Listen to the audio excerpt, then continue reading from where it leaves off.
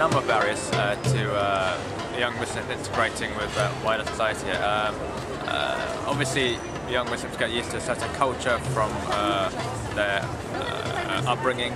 They get used to a certain culture at home. It's always easy and comfortable to be within a group of your own peers, and that's very easy and very comfortable because of the isolation. That it's easier, more comfortable to work with your own circle of people, friends, and not to engage. The person is depending on what community he's in, you will find a variety of different barriers. I think the first barrier is yourself. If you can overcome the lack of confidence, if you don't have confidence, or the awareness or the ways to kind of be involved, then I think this is definitely one of the barriers. Since the war on terror and Islamophobia and all of that, the Muslim communities felt got at and not invited and not sure it's allowed to talk honestly about what it thinks about politics, that people might come and suspect people and you can't be really frank, so there's that fear of engagement. I think it's partly the media's perception of, and the government's perception of Muslims. Yeah. And the fact that I think Muslims are, at the moment, unfortunately, targeted terrorists. So if we're not going to actually, stand up and do something about these stereotypes, no one's going to be willing to do it. And yeah, I think the Muslim community is very closed off. I mean, you have like your own little groups here, there, everywhere within the Muslim community. I think it's about time that we unite and become one cohesive community. In an ideal world, what would you like to see happen? Just put more things on for like multi-faith, so everyone can get together and like actually have talks about what's happening in the community.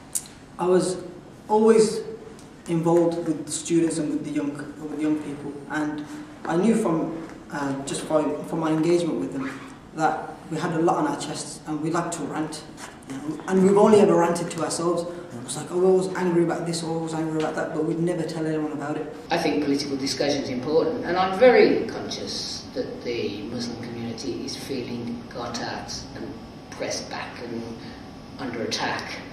And I think it's very important that we keep meeting and talking about these issues and don't have a whole community feeling marginalised and unsafe in the country. It's important for, I would say, for Muslims, but I would say for everybody in the community to get involved in their local community, because it's that engagement, that involvement that actually shapes the sort of community that you become a part of. I think it's more important for a young or a Muslim to get involved within society because there's a lot of, at the present moment, a lot of negative attention given to the Muslim community.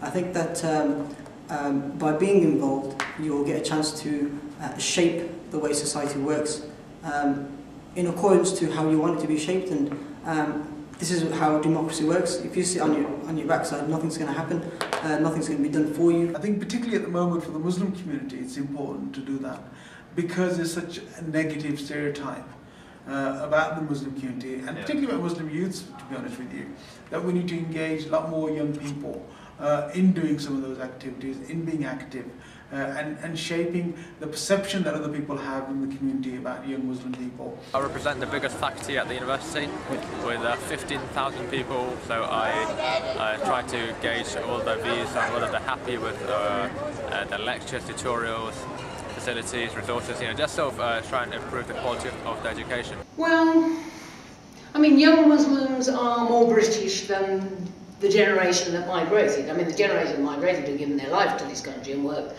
and paid their taxes, but were born and grew somewhere else. The young Muslims of Britain are born and grown and educated here and, profoundly belong here, and the other lands are lands of their ancestors. This is their land. I don't like the question of, are you British or are you Muslim? Are you Muslim first, British second? The whole question is something I don't like. I think that the two coexist mutually. I think that there are common grounds. I think there are common understandings and mutual things that we can all agree upon. I think it's about time that young people actually, start taking education and become more involved in a lot of, within local communities, become involved, and not just become involved with the Muslim community, get involved with the Christian community, the Jewish community, the Sikhs, the everybody else that's around, because you need to break the barriers and actually move forward with what you're doing.